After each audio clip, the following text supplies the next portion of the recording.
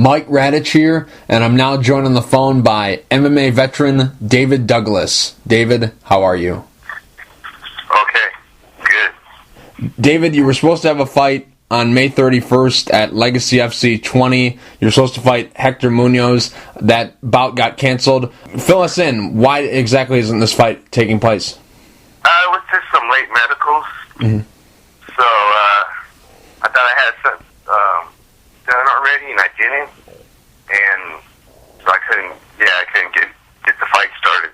Mm-hmm. Now, elaborate a little bit more. Why couldn't you get the medicals in? The fight has been announced for a while. What exactly was the holdup for getting the medicals in? Oh, we just totally did not notice that they were up to due. Mm-hmm. And right, it was like it just went past the due mark for them because they're done every 5 years. Mm-hmm. So I totally for this medical was done every 5 years. Mm-hmm. So and it's one that takes a few days to get done, Mm-hmm. and then another week or so to get it even back. And the time frame they said that they would get it back to me, it wouldn't get in time for the fight. So. I see. And, this is the only problem? You had a good training camp? You're healthy? Everything's okay? Oh, no, it's the best training camp yet. Especially since I opened up my own academy in my hometown. So I've been training nonstop since I've opened up the academy. Just with that. So when I got the call to go in a training camp, it wasn't even no problems for the training camp for the fight. Mm-hmm. How long ago was it when you found out the medicals weren't going to be done in time? How long into training camp were you when you found out that you could? I was cutting weight, getting ready to get together to fly out. Mm-hmm. And it was literally found out Sunday that this was not going to happen. Mm-hmm. So I see. I was already into at least a week into my weight cut. Mm-hmm. Mm-hmm. Now, it was devastating. Mm-hmm. Now, on Legacy's end, what did they tell you? Did they say that maybe in the future, they're going to postpone this fight for now, and maybe in a card or 2 cards from now, that maybe this fight will come back around? What kind of feedback have you got from them, if any? Oh yeah, no. Probably. I don't know about with him, but I told them with anybody, it's fine with me. Mm-hmm. I want whoever they put in front of me. I take him, I take anybody. But they most likely see me on there with somebody else. Mm-hmm. He's probably pretty glad that he got, this didn't happen. Mm-hmm. Mm-hmm. Because honestly, nobody wants to fight me. Right. So. Mm-hmm. Mm-hmm. Now. It's very, very rare somebody's like, okay, I'll fight him. But because usually it's when TV is involved and all that. When I get a higher card, there's those stakes, people who have a chance to back out and fight. Mm-hmm. Mm-hmm. Now, David, has that been the problem? You haven't been that active. You did fight 2 times last year, but you've been averaging 2 fights, 1 fight a year for a while now. Is that the holdup? Is that the problem? People just don't want to fight you. Is that the problem? Yeah, that's the biggest problem. Nobody, because I come to fight. I'm a fighter. I like to put on the show, obviously, too, to my fans and to everybody who's watching. But I come there first of all because I like to fight. And now I feel nowadays we got less fighters and more people who just want to be a fighter, just want to be on the show. Mm-hmm. They don't want to be a real fighter. They don't want to be a real martial artist. I want to fight. You can look at my fights and you can see that this guy comes out to fight, and that's been huge. I've had a lot of fights. A lot of people turn my fight down. Usually every fight I get at least 2 or 3 people before I even fight. Even some of the fights you see me on TV, I was originally supposed to fight somebody else, Mm-hmm. but the guy backed out, and they got a replacement. You know, so that's happened to me a few times. But I'm prepared for whatever. If it takes a couple more years for where I'm supposed to be and nobody can back out the fights and all that, I'm gonna stick around. They're not gonna be able to wait me out. You know, so I will get mine. Right. Now, your last fight was October of 2012. From then until now, roughly how many fights would you say that you've been offered and someone else has accepted a fight but at the last minute backed out? You know, how many fights could you have had in this time if people did want to fight you? I talked to 3 different organizations, and none of them secured me any spots as for fighting. They would just let me talk to this guy's camp and see if they would want to fight you. Let me see. I got a bunch of those. Let me talk to this other guy's camp. And, you know, it never happens. Never happens. I'm never even going to call back to be like, you know, I'm sorry, it's just not going to happen right now. You know, and that's the problem with the Lawler shows. When you come from Strikeforce, Elite XC, IFC, when you come from all these other named companies, bigger names, you get more of a people they don't want to fight the guy that's been on the big show. They just don't. Yeah. You know. Yeah. Exactly. I hear you. You know, that's a common theme with a lot of the guys like yourself who have been on the big shows before. You know, there's so many guys out there currently right now that have good records and want to keep those records because they think they're going to get a call from the UFC and they don't want to risk it. So, you know, how many of you know, those camps when these promoters come and say, hey, the guy didn't want to take the fight, how many have told you that might be the reason why? Or is it just, you know, your name specifically? You know, what's the deal exactly? Yeah, you know, like I said, most times I don't even get a call back. So, I wouldn't see why anybody wouldn't want me to I'll be on their card. You know, anybody, you know, who's throwing a fight, why wouldn't they want somebody of my caliber? And who's going to bring the fight? Who's going to bring the show every time? Why wouldn't they want to see that, you know? And I'm not asking for any outrageous, I want this backstage, you know, or I act this way or that way. I don't do anything like that. Half the time people don't even know I'm a fighter because of the way I carry myself outside of the ring. You know, you gotta be humble and everything and respect one another. So, and I show that, but yeah, I'm frustrated with it, with the whole fight game, because I feel like it's not a real fight anymore. I gotta fight judges. I gotta fight referees that don't know how to ref. I gotta fight people's management that are that don't want to take the fight. I had a fight in Canada, just in Canada, that they pulled some bull crap and cut the sign off on me, and I still made it in the fight weight to be able to fight. Dude didn't want to take the fight because I didn't get exactly on the dot. But they wanted to play games and turn off the sauna and then steal the scale at the gym that we were at cutting weight. And then we played fucking high school kid games, and then I still make weight to be able to fight.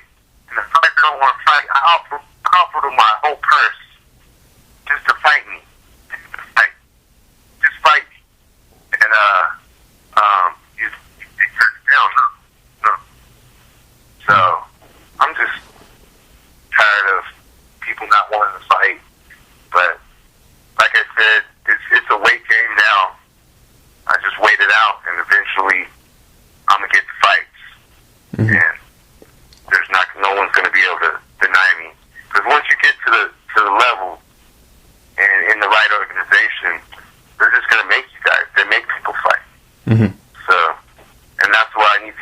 need to go to the organization where they're just going to make you fight.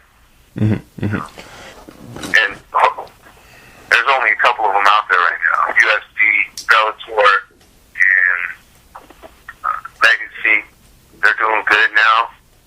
So. Just curious. Hopefully. Oh, sorry. Go ahead. No, go ahead. Just curious, why hasn't Bellator, signed you? You're a guy who, you fought on the big stage before. You're an exciting guy. You like you said, you bring the fight. They seem like a tailor-made organization for you. Someone who's struggling to, get a fight. They put you in a tournament that's, if you continue to win, that's guaranteed 3 fights, and at the end of the road, a world title fight. Bellator, have they come around at all? No, I've talked to Bellator before, and it's been more towards when all this. They've been going with all the back and forth with all the stuff that's going around with.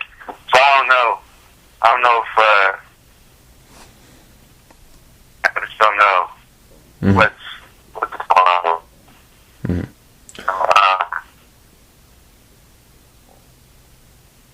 They need to, because some of the fighters, like I've seen on there, it's like, how did they get on there? You know what I mean? Even if you just got them in there to lose, you can fight the guys in that are willing to fight that will come with some skill. So, I don't know. I'm not trying to talk bad about the organization. The organization, I think, put on great shows, good things. It's just for the caliber of fighters that they have on there, not all of them. They got some really good high-level caliber fighters, but they also have a lot of no-names and a lot of people that are where you could give a fighter a chance to build his career through them. And instead, they want to be, I got a train coming by. Jump in my car real quick. Okay. I'm in the outside of my chair. Yeah, because like I said, Bellator is made more for, it should be able to bring up fighters, because UFC, obviously, you have to get up there. You know what I'm saying? Work your way up. And Bellator's got a lot of room for that. Or to work your way to a higher pillar into the Bellator, or like fight on the top of where they should be. But Bellator, I feel, should give a lot of fighters more of a chance to be known, to be seen, and they should do that, but I don't feel they are. I feel like they're more, I want to compete against UFC and their rates and all that, and now their caliber of fighters. So, I want their caliber of fighters, stuff like that. So. Now, David, go ahead. I just think more promoters to give the talent a chance to show themselves, because there's a lot of fighters out here that I say 95% of the fighters aren't gonna make nothing out of the fight game other than getting some respect and a little bit of money. Ain't gonna be no money to support your family.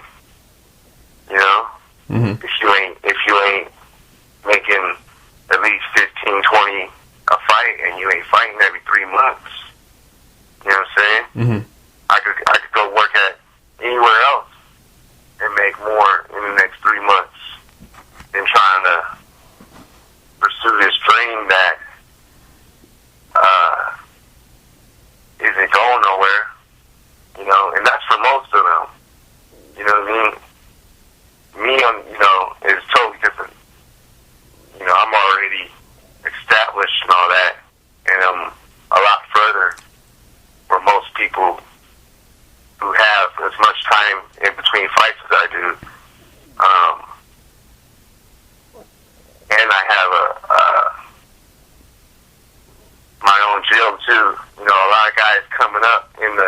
industry don't have their own gym. They're training at a gym, you know. Right. So I have another means of income, you know, so I don't have to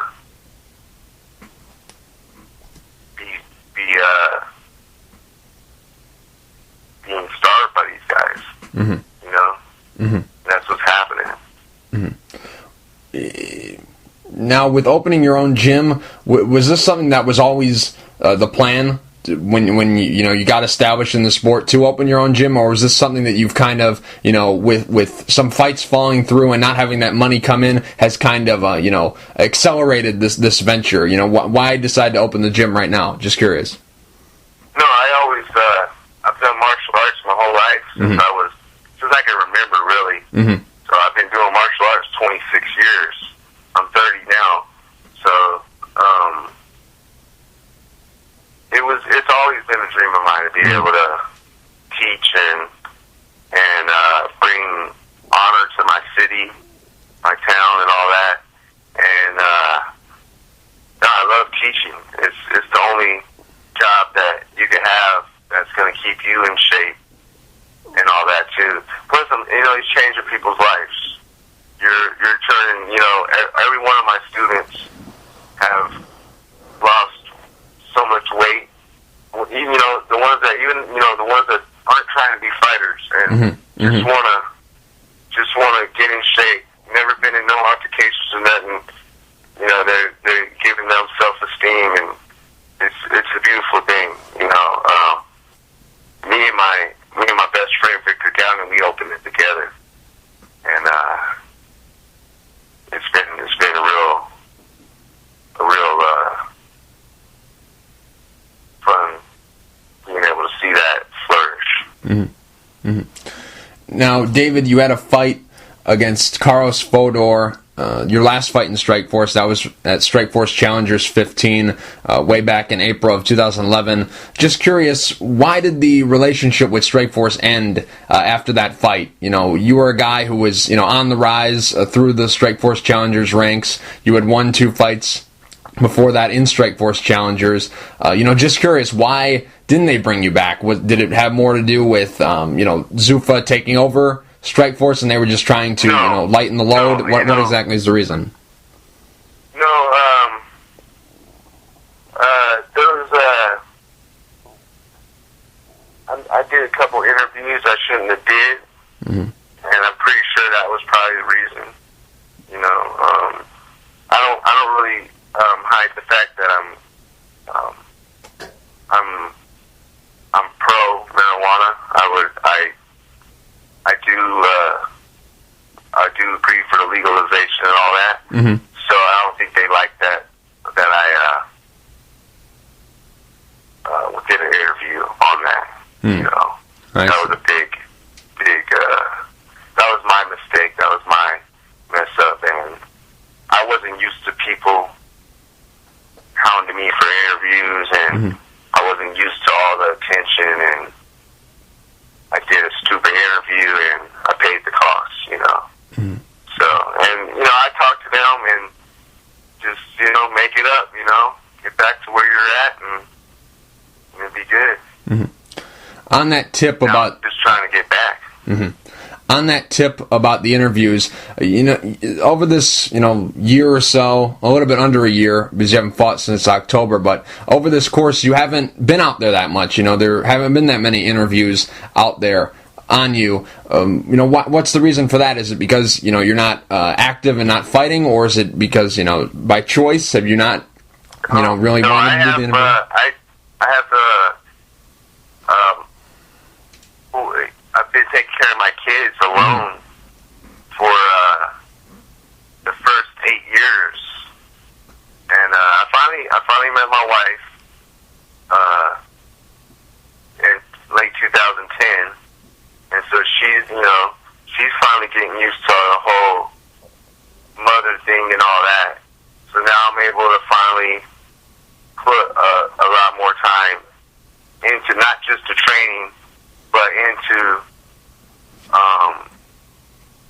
getting my name out there, more advertising, and more of anything I can. But I wouldn't do that in the beginning. I wouldn't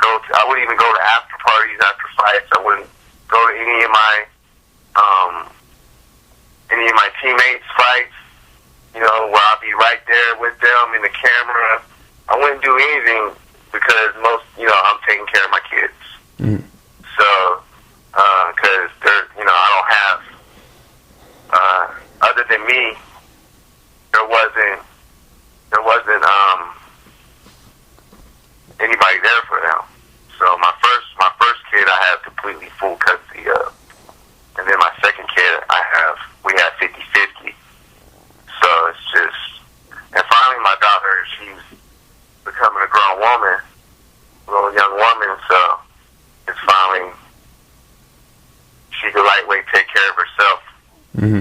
To where I don't have to be changing diapers, and she's 11 now, so she's actually cooking for me and stuff, doing stuff for me, which is a change. But yeah, it's just been kids, man. Family first, Mm-hmm. There was nobody there for them but me, so, and I wouldn't change it. Even if it takes me to whenever it takes me to get to where I need to be, I wouldn't change it because they're everything to me. They're my sports card. They're my $1 million check. That I got for a fight or something. Mm-hmm. So I'm very proud of my kids. Mm-hmm. But that's the main thing, family. I've had family issues, and that's the only reason I've been so under the radar. Right. Your last win was against Nick Gonzalez back at Strikeforce Challengers 14, February of 2011. That's over 2 years you've gone without a win. Does it feel longer than 2 years without tasting a victory? It's been 2 years' time, but does it feel longer than that? No, because my last two fights, I were bad referees. Mm-hmm. So both of them were pro. They both weren't pro referees. They were amateur referees reffing a pro fight. So I'm like, well, why you got amateur referees reffing a pro fight? And it was just ridiculous. If you could see my last fight on YouTube, and you could totally see the ref just rob me of the fight. And the one before that, you can't see at all. But it was way worse of a robbery than that one. Dude was, I was taking the guy down, and he was hitting me in the back of the head, and they stopped the fight over him hitting me in the back of the head while I was taking him down. Mm-hmm.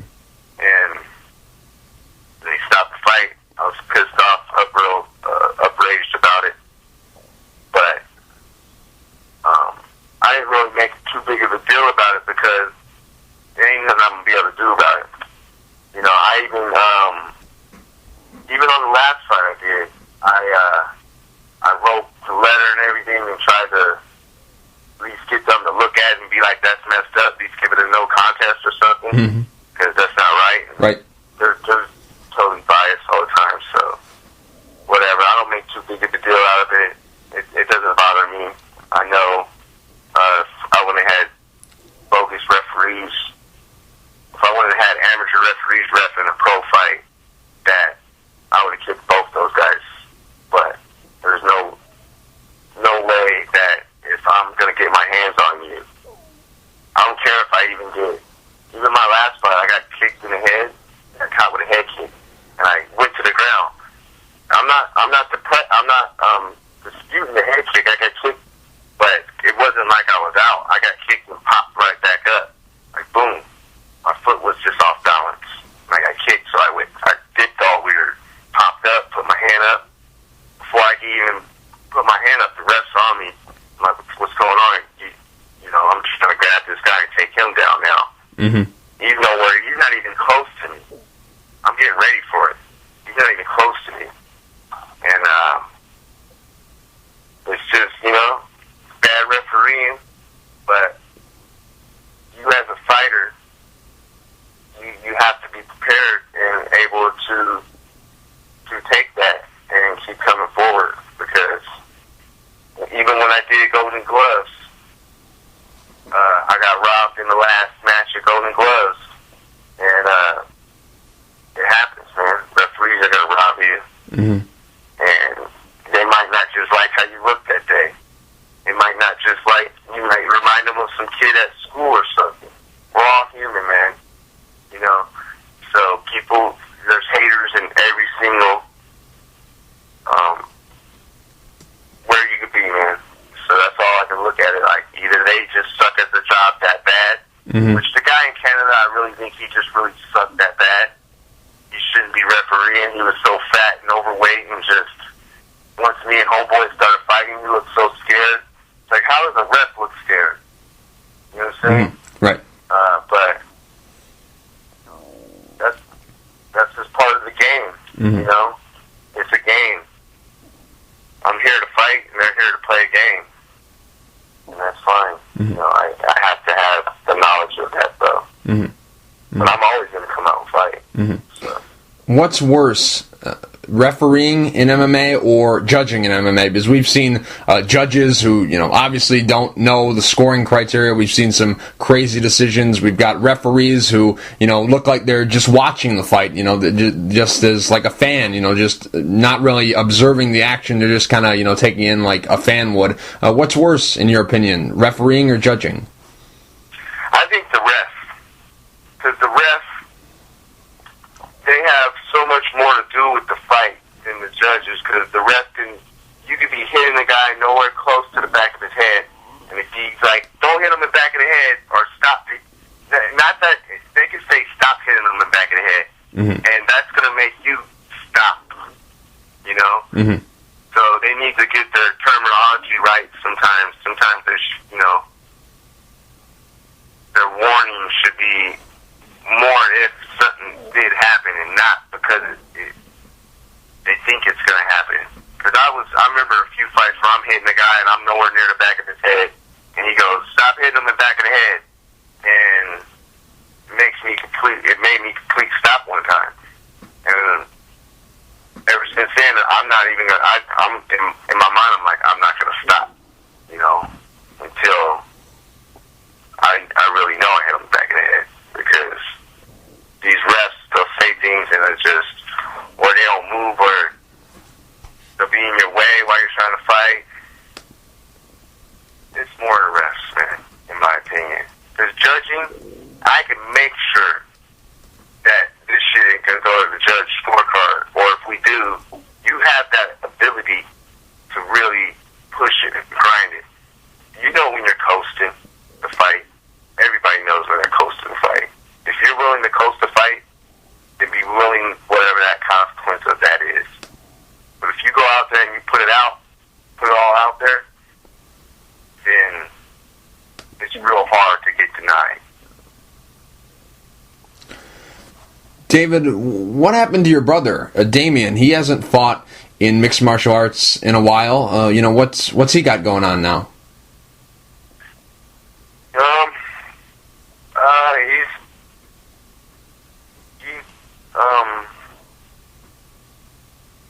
Just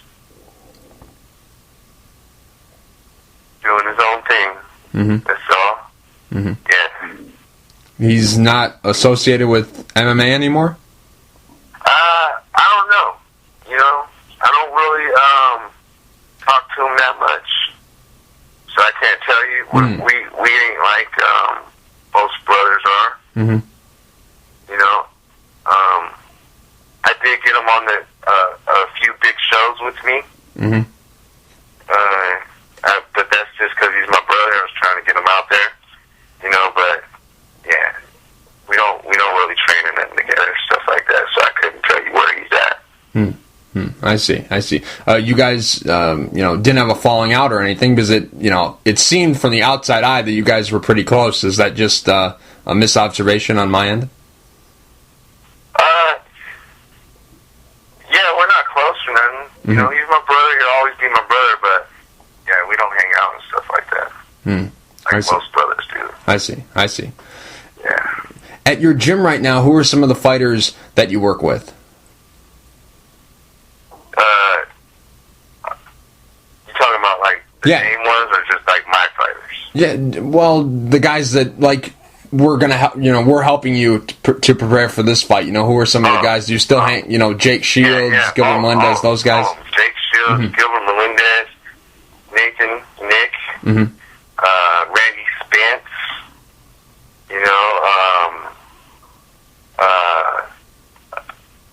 Victor Gowden, obviously. He's got the best footlocks in the MMA game. So it's just the regular crew. Cesar Gracie, obviously, too. Cesar's one of the biggest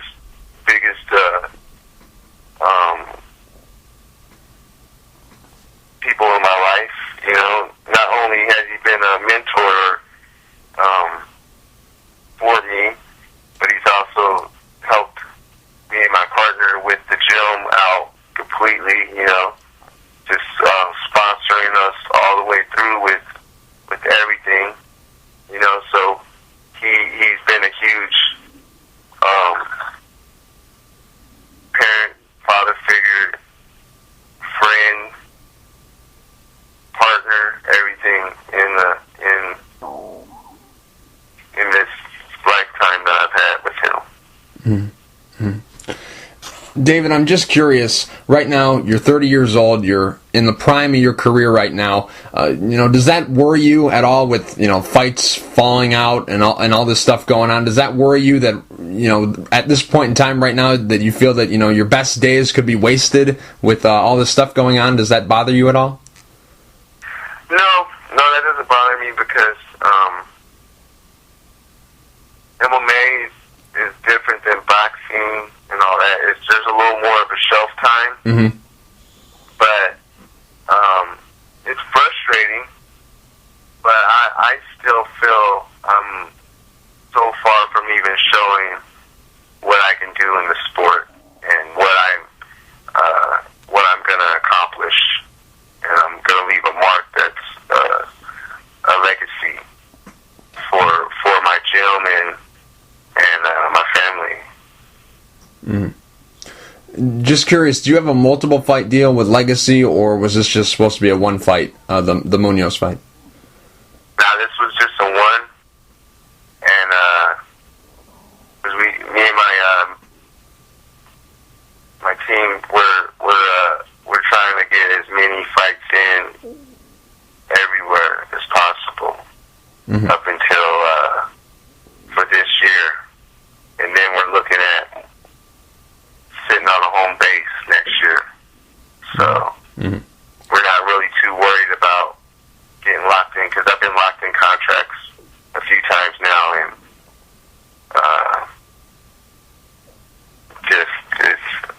they don't fight me enough. So I'm not even worried about getting a multi-fight deal. As long as I have a team out there looking for me, everything will be fine. It's all coming together. You should see me in the next month getting signed somewhere for a fight the next month. Are you possibly hinting at War MMA? That's Nick Diaz's promotion he's trying to start. Is that what you're trying to tell me? It's anywhere. I would definitely fight on one of my best friends' fight card. Not only because he's my best friend, but because he's gonna be there for the fighters. He's doing this for the fighters. He's not doing this for recognition or to be the next big MMA. Of course, everybody wants to make money at what they do, but a lot of these organizations are they're making it off of people, not on what they do. They're making it off the fighters. They're making it off of us instead of with us. And Nick Diaz wants to make money with the fighters, not off the fighters. So that's a huge difference in what he's doing and that's what and like I said, for giving people up and coming chances, this is exactly what he's doing. He's going to give everybody opportunity to show their talent. So I would definitely do that if he asked me to.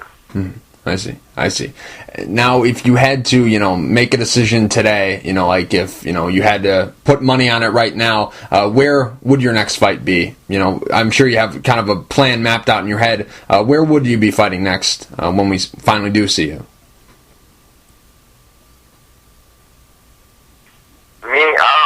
Honestly, I don't care where it is. I'll fight anywhere, anybody, anytime, as long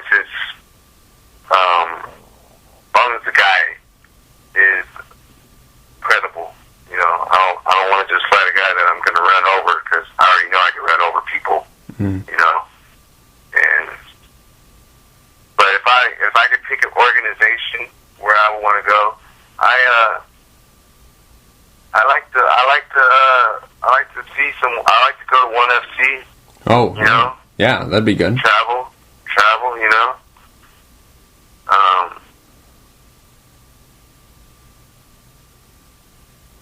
PAC is cool too. Or PXC, I'm sorry. Yeah, that's I a good like one. them too. But those are the two that stand out for me. And I see their organizations too don't have a lot of people like me in them. So hopefully I can talk to them soon, see what's up with them. How much would money play a factor into where you fight next? Because it seems like, over the course of talking to you, it seems like you just want to fight right now. If the opponent makes sense, then you're going for it. How much does money, how much will money play a factor in where you sign or, when you fight next? Is that important to you? It's not a huge importance to me for the fight game right now. Like I said, I have other outlets, right? So I'm not worried about, they showing up for 15 and all that, like I was in Strike Force and stuff. And I understand I'm on that slump. Even though they're not, I don't feel I had it's really 3 back-to-back losses. Right. But even on the Fedor fight, I don't want to give any excuses, but I took 3 scoops of Jack 3D before that fight. And if you do any research on Jack 3D, that shit most people who do 3 scoops have been dying. And I did a professional fight, 15 minutes on it, on accident. My older brother, he's all into weightlifting, and he's like 240 pounds. And he told me, take 3 scoops, brother. It's gonna make you a beast. And I said, man, I ain't taking no shit like that. And he's like, it's just a pre-workout. It's gonna wake you up. I said, oh, okay. So I took it. And then I was feeling all crappy and shit. And I was like, bro, what the fuck? What is that? So I Googled it. It was like, oh shit, bro. You just fucked me up. And he's just like, oh man. He's like, he didn't know what to say, because he's not a fighter. It's my fault. I took it, not knowing that, one thing, you took 3 times the amount that it said you can, And another thing, you just shouldn't be taking anything for a fight, even if it's an energy drink. Right. All that shit's just gonna do is it's gonna mess you up, because you already got adrenaline. Once that adrenaline pops in, you're good. So my mistake, I took that and I lost that fight, and then the next 2 fights were bad referees. So I don't even feel like shit really happened to me. But on a pay scale, it takes your pay down. Right. Now you got 3 losses. Right. So now you can't be coming and asking for 15 to show up. Right. So I understand I got to work my way back up. And whatever they want, whatever my management asks for,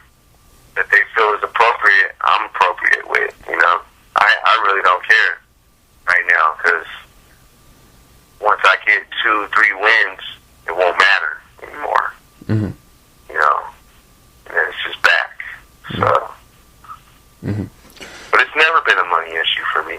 Yeah. Well, David, I really appreciate you taking the time. I know this has been a long one, so I thank you for being so liberal with your time. And, I wish you luck. I really do. You had a moment there, back in, 2010, 2011, where, you were really on a roll. You really, were cooking there, and, some of bad situations, bad referees, all this kind of stuff is, kind of derailed that a little bit. But I wish you luck in all your further endeavors. And before I let you go, do you have any sponsors you'd like to thank? And is there anything you'd like to say to the fans? I just want to thank all my fans that have been there for me. And I didn't realize how much, because I'm on the, like I said, I'm low key. So I don't go out at all, really. And to be hearing people still cheering me on and telling me, keep going and doing everything I'm doing is really, it really keeps me motivated, keeps me humble, and I'm glad that people care about what I do. And I want to thank Cesar Gracie for all the help and support.